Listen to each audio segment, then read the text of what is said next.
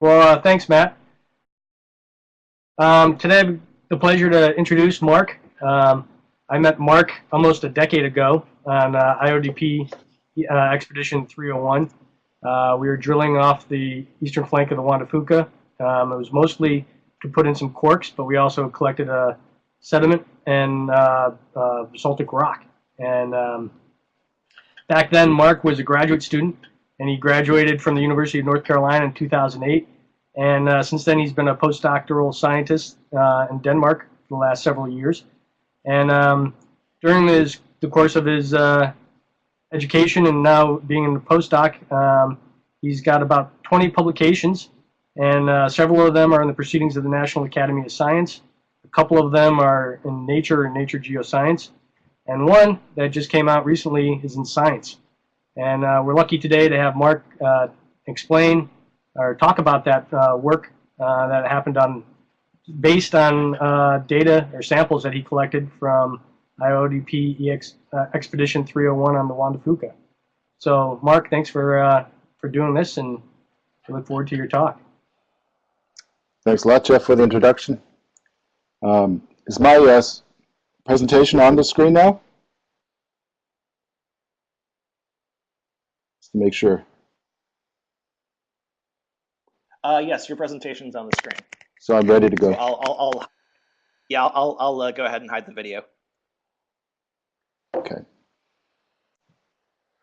All right. Well, yeah. Today I'll talk about some of the work I did on basaltic rocks collected on Expedition 301 in 2004, and the title of my talk is "Evidence of Microbial Carbon and Sulfur Cycling in Buried Ridgeflank Basalt and General Implications for Life Within Earth's Oceanic Crust." And I'd like to start out thanking my many co-authors who made this study possible. First of all, Olivier Roussel from Ifremer from France, Jeff Auld from the University of Michigan, Nobumichi Shimizu from Hui, Shuhei Ono from MIT, Roz Cogan from Imperial College, Pat Shanks from the USGS, Laura Lapham from the Chesapeake Biological Laboratory, Markus Elver, Xavier Pietromola, and Karl Henrichs from Marum in Bremen, Fumio Nagaki from JumpsTech, and my PhD supervisor, Andreas Teskett. And with that, I would also like to start off with some acknowledgments. First of all, the IODP Expedition 301 scientists and the IODP for enabling and allowing me to take these samples. My supervisor here, Bobaka Jorgensen, Mitchell Sogan, who provided sequencing support, Björn Olaf Steinsbu, who assisted with some of the methodological designs. And also, I would like to thank the media for the excellent coverage of the story, and also my colleagues in the field of subsea floor microbiology for supportive press statements and interviews over the last weeks. And I would also like to thank our many funding sources shown here at the bottom, and C-DEBI in particular for allowing me to present here today. And so here's a short overview of what I'll be talking about today. First, I'll start out with talking about in general life in the subsea floor, providing some general background. Then I'll go into the IODP Expedition 301 to the Juan de Fuca ridge flank in 2004, and then talk about some general implications and suggestions for future work. So I'll start out with the life in the subsea floor, and here you can show a vertical section through the ocean, and which shows you a continental margin on the right-hand side with a continental crust marked with the dashed black line, and on top of that, a thick layer of sediment. And then when we go off these continental margins into the abyssal plains, the picture changes a bit. The sediments become thinner, and we also have, we switch from continental crust to oceanic crust. And that's what I was studying on during this expedition. And the map here shows you the distribution of the seafloor on Earth, with the continents in light gray, and then in dark gray the continental margins, which are in the ocean, and then in color is the area of the Earth that is oceanic crust. And this can show you that 60% of the Earth's surface is oceanic crust, and an additional 10, if we add an additional 10% for the continental margins in the ocean, then this makes 70% of the Earth's surface covered by ocean. I'll start out with some general information from what is known about life in sediments. Life in sediments has been studied for a long time, and a critical publication came out over 50 years ago already, where Zobel and Morita showed that there's life even in the deepest parts of the world's oceans, in some of the deepest trenches on Earth. Then, 45 years later or so, there was then the discovery of the deep biosphere, a study by John Park's group that was published in Nature, in which life and cells were detected down to several hundred meters below the seafloor. Then, another decade later, there was a study by Stephen Dont and many other scientists who were participating either ship-based or shore-based in a really important ocean drilling program expedition, Lake 201, and examined the activity of life, mainly looking at biogeochemical gradients going from the Peru margin to the equatorial Pacific, so going from energy-rich, organic-rich sediments to extremely oligotrophic sediments. And they found that throughout all the sediments they examined, there were clear indications of microbial activity. Then, since then, we've learned a lot more about the organisms that are present, and an important study by Julius Lippe in 2008 showed that in addition to bacteria, archaea make up an important component of biomass in subsea floor sediments. Then more recently, a study by Ginny Edgecombe and co-workers showed that there are also eukaryotes present, and among these, fungi seem to make up the majority. And more recently, there has been a study of in which the distribution of microbial abundance has been mapped across the ocean sediments. A study by Jens Kallmeier and co-workers came out last year in PNAS. Life, or evidence of life in the ocean crust has been more scarce compared to sediments. Here, some of the seminal studies were in the 1970s by Holger Janosch and co-workers, where they found abundant growth and high diversity of microorganisms at hydrothermal vents in the deep sea. Then around 2003, there was a study by Katrina Edwards and colleagues which showed that not only in the vents but also in seafloor exposed basalt, there's a very high biomass and diversity of microorganisms. Since then, the studies have gone from the seafloor down into the subsea floor of the ocean crust, and there was a study by Martin Fisk and also more recently by Bengt Iverson, which have shown textural alterations in deep basalt samples. These textural alterations in the form of etchings and microscopic borings have been interpreted to indicate life. And whether the life is still there or not is not clear, but they seem to indicate clearly that life has been present there. Also, there have been studies of the isotopic compositions of sulfur and carbon by several groups. I'm only listing a few here, and those have shown clear indications of microbial sulfur and carbon cycling in subsea floor basalt. In addition to these geological and geochemical data, there have also been studies of microbial communities and boreholes, so-called corks, in which formation fluid samples have been taken, and also chambers have been incubated, and microbial communities have been detected. And also there have been studies of crustal fluids that are emanating at seamounts and in which cells have been found. One study has also detected life in deep subsea floor gabbro on a ridge crest, but until our study, there, in my opinion, hadn't been any conclusive evidence of existing life today in subsea floor basalt on ridge flanks. And ridge flanks are different from gabbro on ridge crest in that a lot of the ridge flanks are buried under a thick layer of sediment, and therefore this thick layer of sediment cuts off circulation or exchanges between bottom seawater and the oceanic crust, therefore isolating the crustal systems on ridge flanks compared to other systems, and therefore making them interesting in terms of the possibility that there could be life down there that is somewhat disconnected or even entirely disconnected from the surface world. Here are some characteristics of oceanic crust. Generally, it's believed to be the largest aquifer on Earth, has about 4% of the ocean volume. Many crustal habitats are characterized by high heat-driven rates of fluid circulation, and this fluid is seawater ultimately that gets entrained and on rocky outcrops and in spreading centers, and then travels through the crust and is heated and undergoes hydrothermal alteration through chemical exchanges with rocks. There's been a study by Bach and Edwards suggesting there to be a high potential for chemoautotrophy by reduction of seawater-derived oxidants by crust-derived reductants, and which is something that I was interested in my study. And here's just a sketch of an ocean crustal aquifer. I think the sketch might have been based on the Huanafuca ridge flank, where we can see an outcrop on the left that extends through the sediment layer into the bottom of the ocean. And here we have bottom seawater being sucked in and then traveling around 50 kilometers through the upper oceanic crust. And during this travel, the fluids become warmer and undergo profound chemical exchanges, both by mixing with water that is present in the crust and also by chemical reactions with the rocks. So about 50 kilometers away, when this water then finally exits the crust, the composition has changed quite substantially compared to seawater. And this brings me now to my actual study, IODP Expedition 301 to the Huanafuca ridge flank, where I examined the life in the basalts.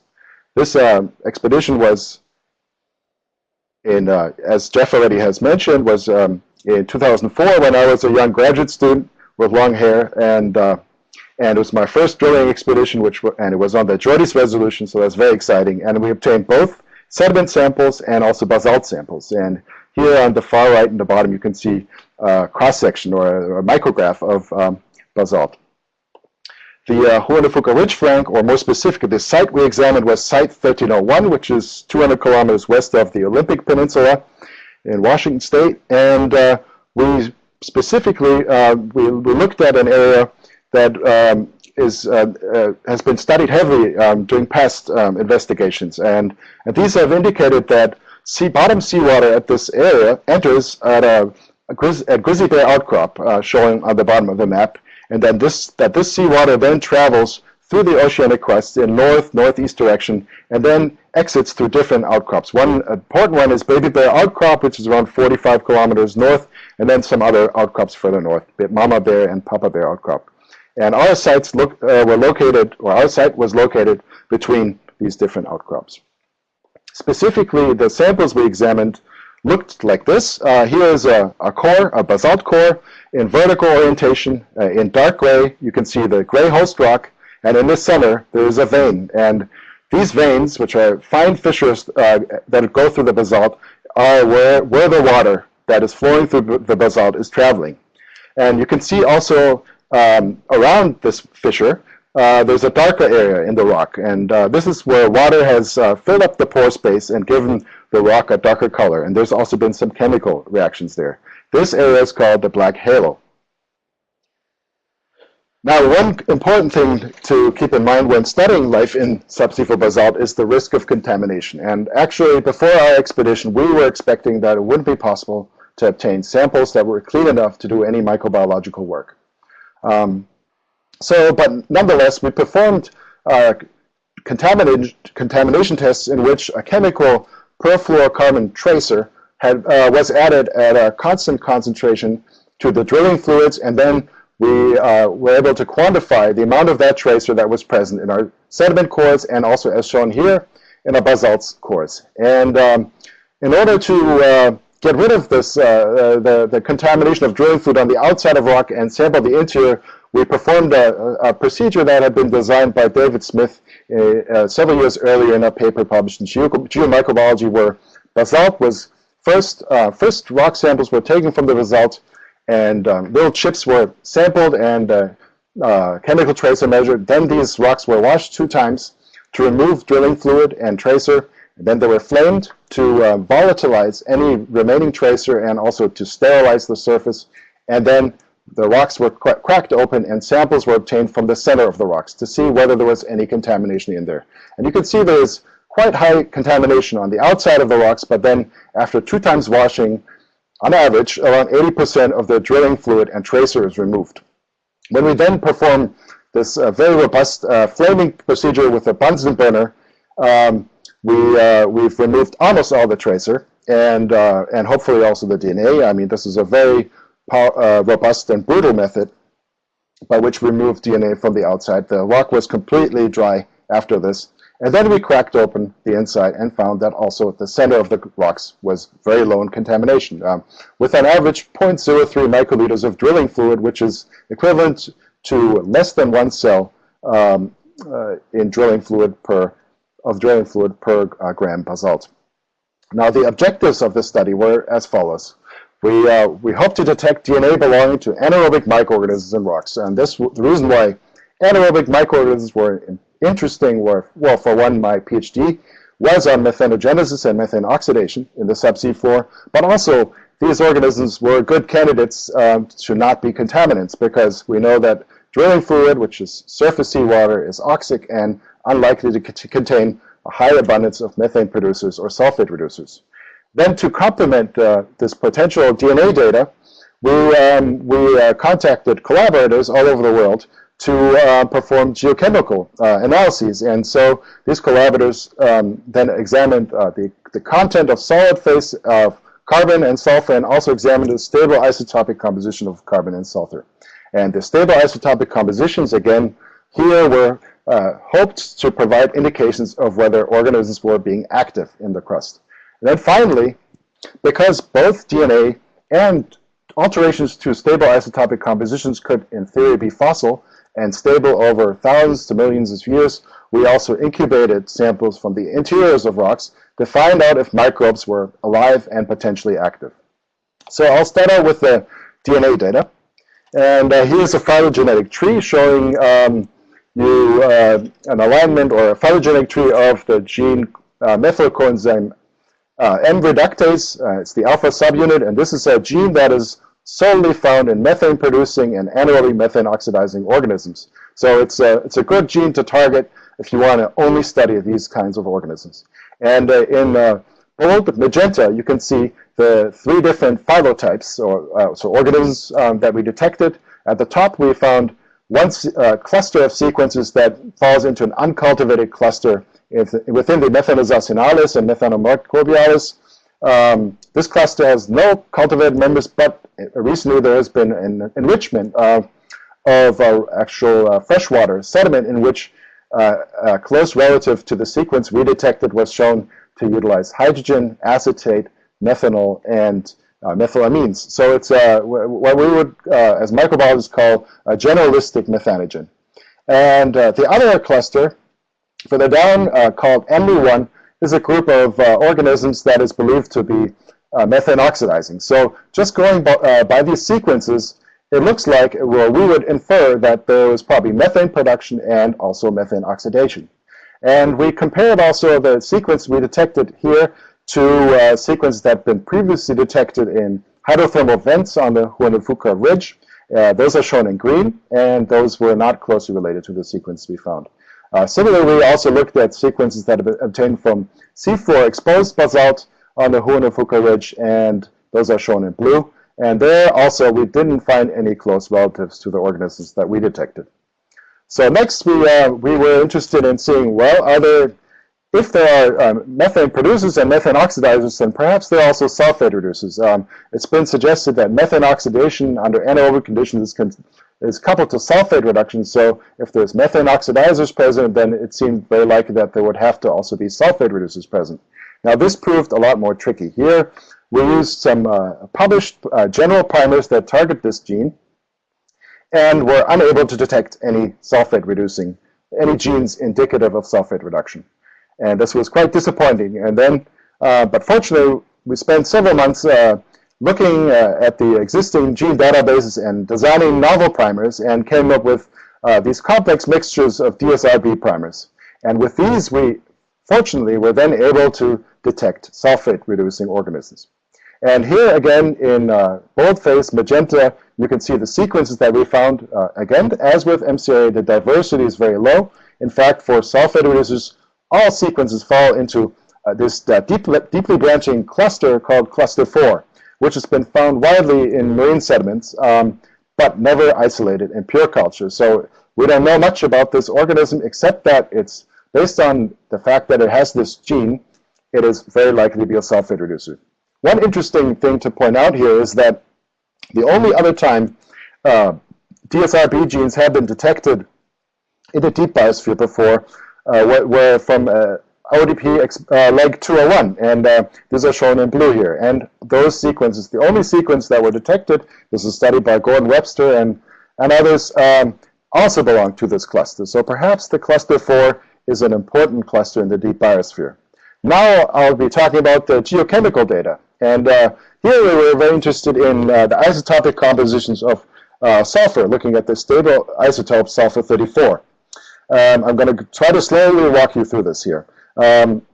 You can see the hollow diamonds and hollow triangles. These are two different forms of reduced sulfur, and these forms were extracted from bulk rocks that had been ground. And here we looked at the isotopic composition and could see that, for the most part, the isotopic composition was close to 0, which you can see on the x-axis, which suggests not a big difference compared to mantle sulfur, which has the same isotopic composition. However, we also saw some depths where the isotopic composition was lighter, down to -5 at the top and also down to -15, providing an indication that perhaps some of the sulfur had undergone microbial processing, which would produce an isotopically depleted sulfur. Then, in addition to these bulk species, a technique by Olivier Roussel and Nobumichi Shimotsu was used, by which individual pyrite grains, shown on the right here, could be analyzed. And when they analyzed these individual grains, they could see that some of these had extremely high isotopic depletions, down to -70 per mil. And this is an extreme isotopic depletion that we can only explain with microbial sulfur cycling so far. There's been never any other process documented to do this. And there are two ways microbes can produce these kinds of depletions. One is using by a reductive coupled to an oxidative sulfur cycle, where sulfate reduction proceeds, then the sulfide that is produced by sulfate reduction gets reoxidized chemically by iron-3, and then resulting elemental sulfur is disproportionated by organisms back to sulfate, which then use it again. And it can go through multiple cycles of sulfate reduction and then sulfur reoxidation, and result in these very high isotopic depletions. In addition, a study recently by Shuhei Ono has shown that this is also possible by a single-step sulfate reduction. And so we're not quite sure whether this is single-step or multi-step sulfur cycling. Now, interestingly, the lightest isotopic values of the pyrite grains were found only in an intermediate depth interval. And this intermediate depth interval also had a higher content of total sulfur, which indicated that perhaps here the basalt had less flow and had been oxidized less by seawater, which would also be consistent with the fact that we find sulfate reducers present and sulfur isotopic depletions. We then were interested in seeing how the isotopes of isotopic compositions of pyrite compared to those of MCRA. And again, MCRA belongs to both methane producers and anaerobic methane oxidizers. And here it was interesting to note that the two depths in which we found isotopically depleted sulfur also contained the anaerobic methane oxidizing NB1, which are believed to oxidize methane in one form or another, coupled to sulfate reduction. So that was a nice match. Then we looked at the distribution of the sulfate reducer genes, and here an interesting thing is that we found another good match. We only found these genes within the depths where we also observed highly isotopically depleted sulfur. So this is a good match. It's consistent. It shows the consistency between the molecular data and the isotopic data, which was very nice. In addition to the sulfur isotopic data, we then we're interested in seeing if we can find any evidence of carbon cycling. And here, this was work done by Jeff Alt. We can see the total organic carbon content on the x-axis plotted against depth. And again, the dashed line indicate the reduced interval where we saw sulfate reducing activity. And interestingly, we find higher overall, although it's quite variable, higher organic carbon content in this depth interval compared to higher up. I must also note that we don't have that many samples that worked for these quantifications simply because the TOC content was very low, less than 0.02% weight percent in some of the layers. In addition to the total organic carbon content, we wanted to see, is there any evidence of microbial carbon cycling? It's well known that, well, both methanogens, when they produce methane, they strongly isotopically fractionate and therefore can alter the isotopic composition of carbon. Also, we know that chemoautotrophic and other autotrophic reactions will strongly select against the isotopic composition of, will strongly select against heavy isotopes and therefore result in isotopic depletions. And an interesting fact to mention here is that the organic matter that enters the ridge flank in the form of dissolved organic carbon at Grizzly Bear has an isotopic composition of around -21. And the isotopic compositions that we were finding were typically quite a bit lower. At some depth layers, one at the top and one in the intermediate depth interval, they were only depleted by maybe -1 to -7 per mil, -8 per mil. And also, there were several layers where the isotopic depletions were much higher, where we had values of down to -35. Now, these values cannot be explained by heterotrophic consumption of organic matter from the bottom, with an isotopic composition of 21. The only way we can get such light organic carbon present would be through autotrophy, and since the the only way we can explain it is that this autotrophy would be happening in situ, since the isotopic composition is so different from that of organic carbon in bottom seawater. Finally, we want to also look at the isotopic composition of inorganic carbon, shown next. And one thing I have to mention here is that the carbonate content in the samples that we analyzed for total organic carbon was too low to provide reliable quantifications of carbonate content or isotopic composition. So we had to rely on so-called carbonate veins, which are larger veins that are geochemically different from the ones we examined. But here you have enough carbon and carbonate accumulations that you can actually perform these isotopic analyses. And here you see an interesting trend. The isotopic composition of carbonate seems to become slightly depleted as we go down into the intermediate depth interval. And even though this was not taken from the same samples that we analyzed for DNA and TLC, this is consistent with our interpretation of it being anaerobic methane oxidation, because we know that methane produced by microorganisms is highly isotopically depleted. Therefore, when this isotopically depleted methane gets oxidized to CO2, we would expect a lightening or overall reduction in the isotopic signature of the carbonate, which is what we think we are seeing here. Now, again, all this data is not ultimate proof of there being actual living organisms, because genes and isotopic signatures can be preserved over long time periods, perhaps millions of years even. So then the question was, did we actually find life in the enrichments that we had started? And here an interesting thing to note is that we measured methane concentrations after several years, and methane, which had been, and those are shown here in this column, were very low concentrations. But more interestingly, when we examined the isotopic composition of that methane, it was very low. It was much lower than that found in the atmosphere, and it has a composition that we can only explain with there being microbial production of methane. In general, the fact that methane was measurable in these enrichments points towards microbial activity in the enrichments, because methane was absent to begin with. Now, the next question is, what are the energy sources of life? In this environment, we are seeing isotopic compositions that point clearly towards chemoautotrophy. And if chemoautotrophy is present here, then we have to know, or the big question is, what is fueling it? And here we looked at, did some bulk analyses on the total availability of electron donors, and shown in this table. And we looked at iron 2, and also a form of iron 2, the mineral olivine. We looked at sulfur in reduced form, AVS and CRS, and we looked at organic carbon. And if we look at the total amount expressed in moles per liter of basalt, iron 2 is by far the most abundant electron donor, by 2 orders of magnitude more abundant than sulfur or organic carbon.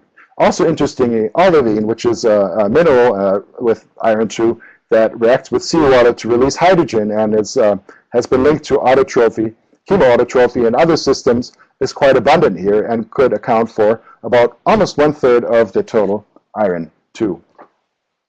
The other sources of electron donors are comparatively much smaller. but could also perhaps contribute significantly to chemoautotrophy and heterotrophy in the case of organic carbon. We were also interested in seeing what are the electron acceptors, what are and their relative contributions. And here again, as with the electron donors, iron 3 in this case seems to be the most abundant electron acceptor by far, and then that is followed by sulfate, which we had analyzed in total as bulk sulfate, which includes anhydrite and other solid phase sulfate minerals, and also we calculated the amount of sulfate that was in the fluids based on sulfate concentrations that had been measured in basalt fluids nearby. We also looked at the inorganic carbon, and here we only have data for the dissolved inorganic carbon, which appears to be rather low. Inorganic carbon in solid form is probably a much bigger pool, but unfortunately we don't have data yet. So to make a long story short, the two main electron acceptors based on sheer quantity would most likely be iron 3 and sulfate. Here's a graph showing you the depth distribution of the different electron donors. The black diamonds, solid black diamonds show you iron 2. The hollow black diamonds show you olivine, which is very abundant in several depths. And in one case, actually, you can see it's higher than the iron 2. That's because it was measured on a different sample. But it reached several weight percent of the total basaltic ground mass, and in some layers could contribute a large amount of the electron donors available. In much lower abundance are in blue, the organic carbon, and in magenta, the triangles, the sulfur species. And it appears that overall, organic carbon may contribute more electrons potentially than sulfur, which is interesting because the weight content of sulfur is higher than that of organic carbon, but that is because the atomic weight of carbon is much lower. So therefore, if we calculate the molar content, it appears to be higher than for reduced sulfur. If we look at the electron acceptors here, again, we don't have enough data on the inorganic carbon, but we do have data on iron 3, which is by far the highest electron acceptor, potential electron acceptor by sheer amounts, and also we find sulfate at roughly 2 orders of magnitude lower total amounts. So in summary, of the scientific data from this expedition, we provide the first direct view into the microbial community structure and activity in oceanic crust on ridge flanks. Our combined molecular and isotopic evidence indicates coupled microbial methane and sulfur cycling, or perhaps it's not coupled, but it could very well be, based on the co-occurrences of genes and isotopic values. We find evidence for significant in situ autotrophic component to total organic carbon, suggesting that not all the organic carbon that is down there and fueling life is introduced from bottom seawater, but actually perhaps, or I would argue most of the organic carbon is produced in situ by chemoautotrophic reactions, most likely fueled by hydrogen that is produced by reactions of olivine with seawater. We also we measured isotopically depleted methane in enrichments of basalt samples, and these indicate the presence of alive and active methane cycling archaea, therefore underscoring that the genes and isotopic values we detected actually belong to living organisms and are not fossil. And again, we think that serpentinization of iron 2 in the form of olivine might be the main energy source. This brings me now to the final section of my talk, which is going to be more speculative, and yeah, so and it's called the General Implications and Suggestions for Future Work, which I hope to do, or I hope someone does in the coming years. So if we, first of all, this may be lame, but comparing what we know from basalt to sediments, it looks like, yes, we now know that there's life in surface basalt and in subseafloor basalt, but then when we compare to all the other data that is known, and I've simply replaced the word sediment with basalt here, we are still at an early standpoint. We don't know what the distributions of microbial activities are in deep subseafloor basalts, at least not to the same extent as in sediments, and hopefully this will change by drilling more holes throughout the world's oceans and performing similar or molecular and geochemical analyses.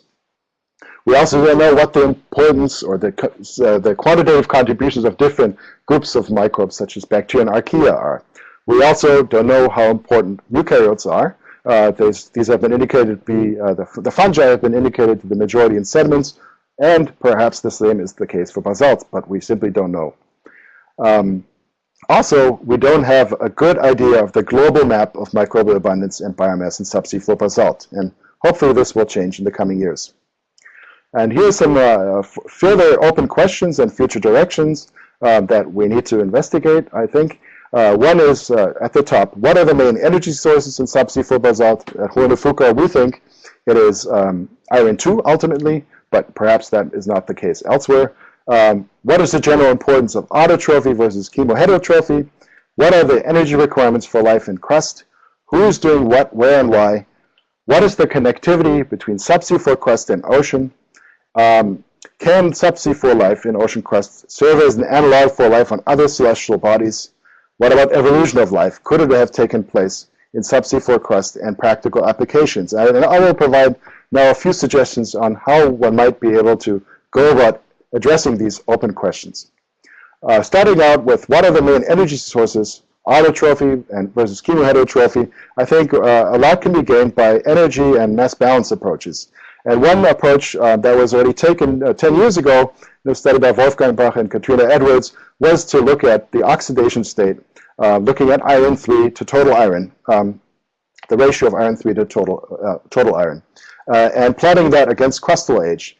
And this study suggested that most of the, consistent with our findings, a significant contribution of the biomass in ocean crust could perhaps be fueled by the oxidation of iron 2.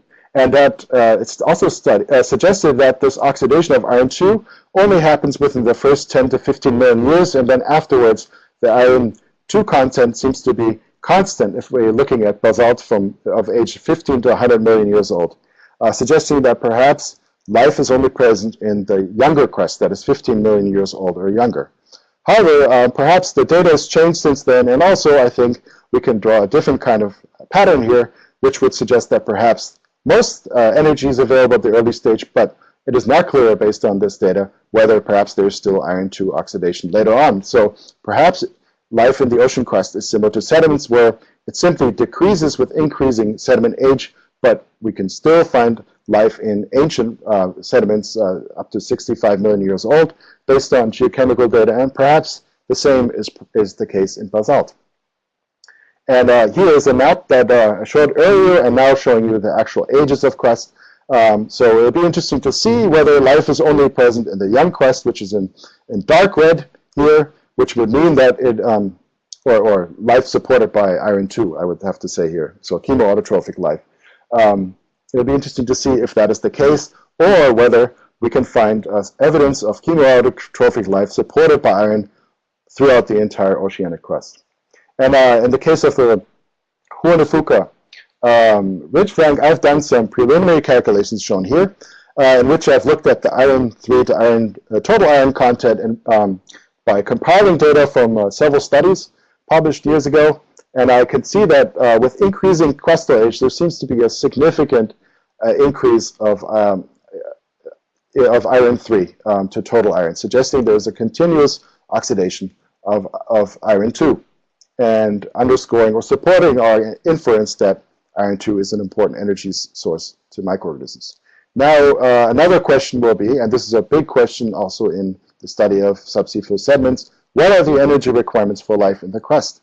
And here again, I think we can use some of the existing data already and then start to speculate. And here I'll present you some kind of back-of-the-envelope calculations that I produced on a transatlantic flight a few months ago. They are not final, and there's a lot more work that needs to go into them, but I think they are already providing some interesting food for thought. And so the general assumptions I was making here is that all the electrons that from iron 2 go to the reduction of sulfate.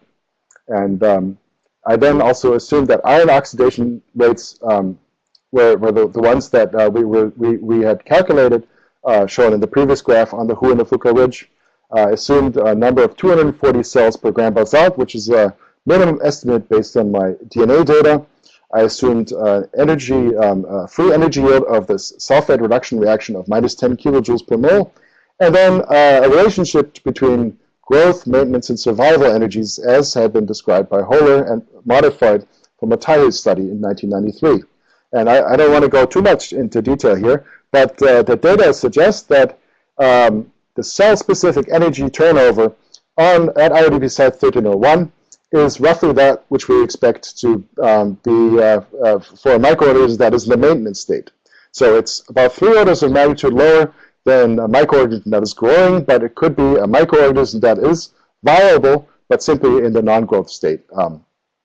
And it is significantly higher than the cell-specific energy flux that has been estimated for cells that are in the survival state, where cells are simply barely hanging on to life by only performing the rudimentary repairs on DNA damage and protein damage. Again, this is just very preliminary data, but I think similar approaches can be utilized in the past to calculate the cell-specific energy turnover of cells in subsurface basalt.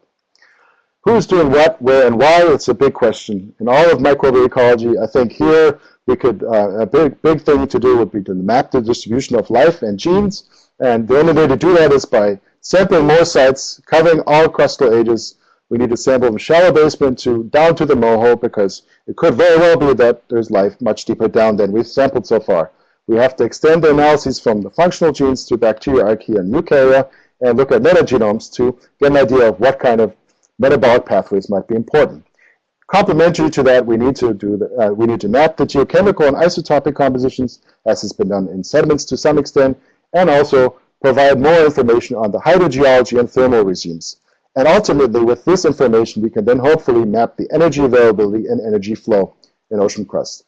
And in addition to that, we need to perform a lot more in situ experiments and with in situ monitoring. And here, I'm happy to say that it seems that studies of subseafloor basalt are ahead of those on subseafloor sediments, because there's been a lot of work involving corks and with in situ experiments, and also there's been recent developments of in situ monitoring tools that could be very well be used within corks and hopefully eventually also within the actual crust.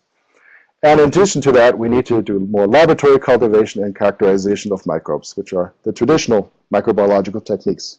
Next, connectivity between subsea floor crust and ocean, I think, is a big and important future question. We need to find out what are the rates of circulation and depth of circulation. Right now, we, to my knowledge, don't know that. And also we need to know, how does water flow compare to microbial biomass and activity? Are there crustal ecosystems that are cut off from water circulation? And can there be significant amount of life in the absence of circulation? Also, I think by providing this wealth of data, we will get a much better idea of the elemental and geochemical exchanges between ocean crust and the rest of the world, and the role that biota plays in these exchanges. Finally, is ocean crust an analog for life on other celestial bodies? I think it might be. Conceivably, if hemoautotrophic life can be present in the oceanic subsea floor on Earth, it seems feasible that maybe not subsea floor, but the subsurface of Mars, where there might be water and there's a lot of iron, could have similar reactions by which hydrogen is produced by the reactions of water with iron, and that this could perhaps support life. Similarly, and interestingly, Mars is a place where there's UV radiation at the surface, which makes it inhospitable, but perhaps the subsurface of Mars actually still contains life. Similarly, if we look at the ice-cold moon Europa, here the surface of Europa might be simply too cold for life, but if we go deeper down, there may be liquid water and reactions supporting life.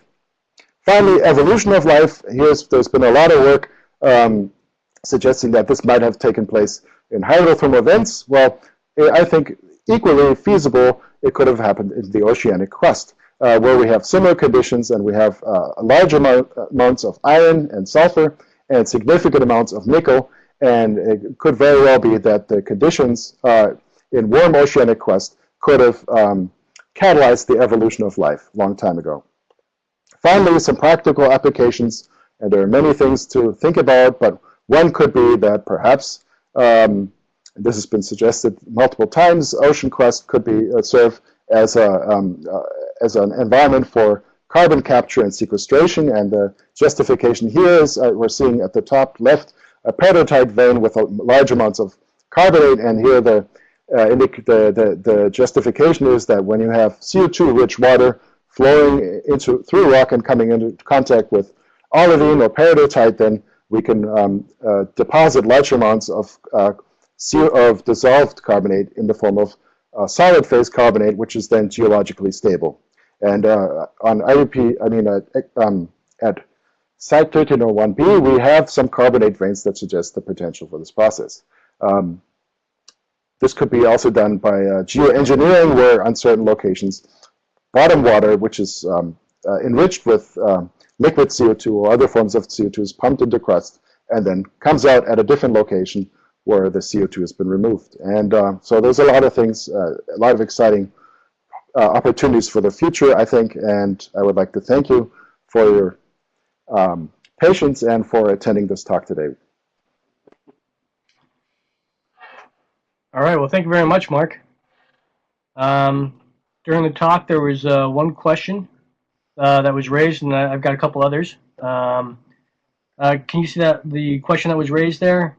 It deals with extreme. Is that a yes? Right. Would you like to comment on that one?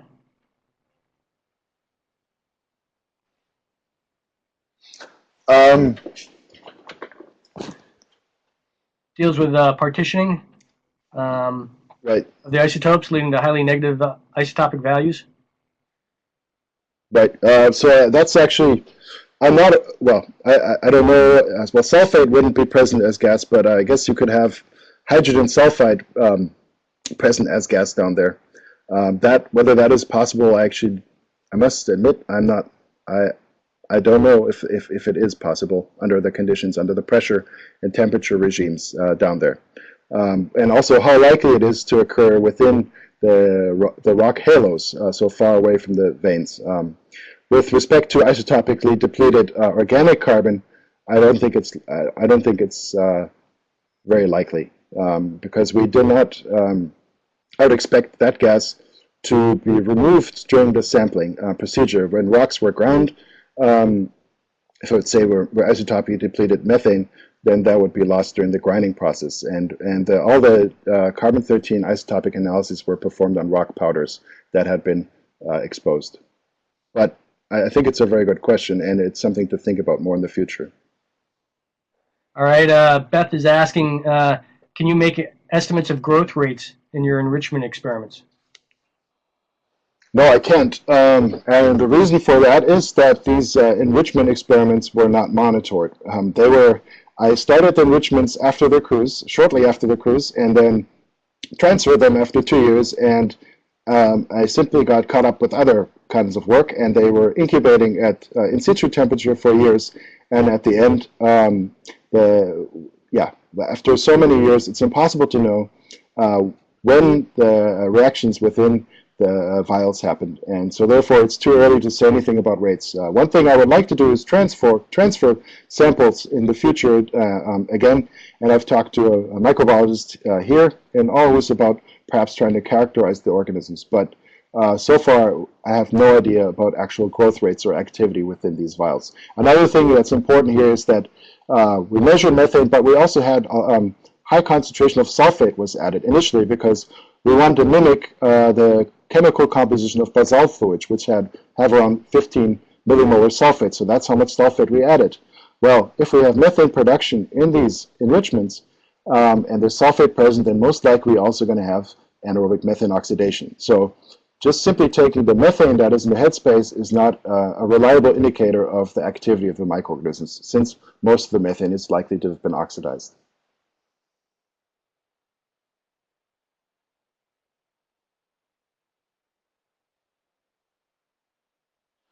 I used a protocol for DNA extraction that was a modification of an old RNA extraction protocol from David Stahl's group. You can find the method in the Jennifer Biddle's paper in PNAS from 2006, heterotrophic archaea in the poor margin. And this is a standard procedure with sodium acetate buffers and phenylchloroform extraction, and then I performed a final purification using a mobile DNA purification kit. So it's a post-extraction DNA purification kit. And the only difference from the original protocol from David Stahl's group was that we raised the pH from 5 to 8 in order to make it more suitable for DNA extraction. Okay. I had a question too. Yep. Mark? Yes? Yeah.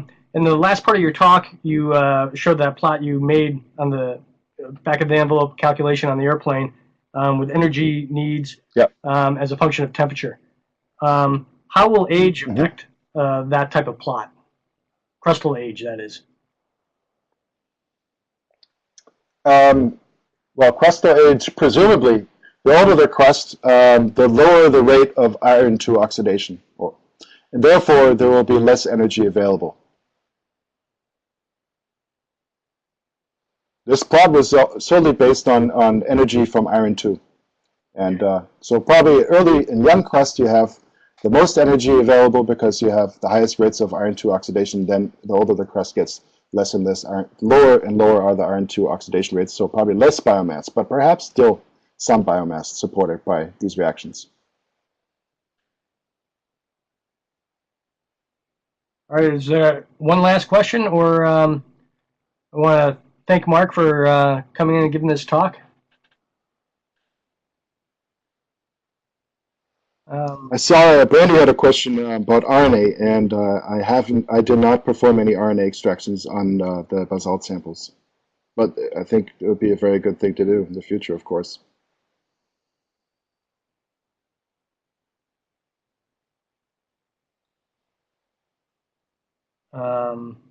Yeah, it looks like there's one last question coming in. Yep.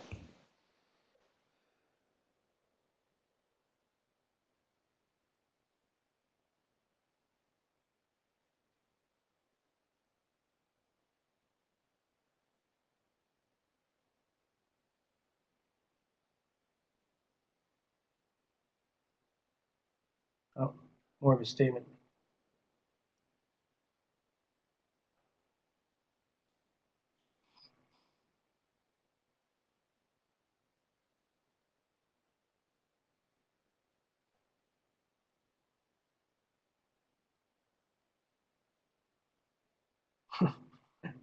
Is another question? No, I think it's more operational. Okay.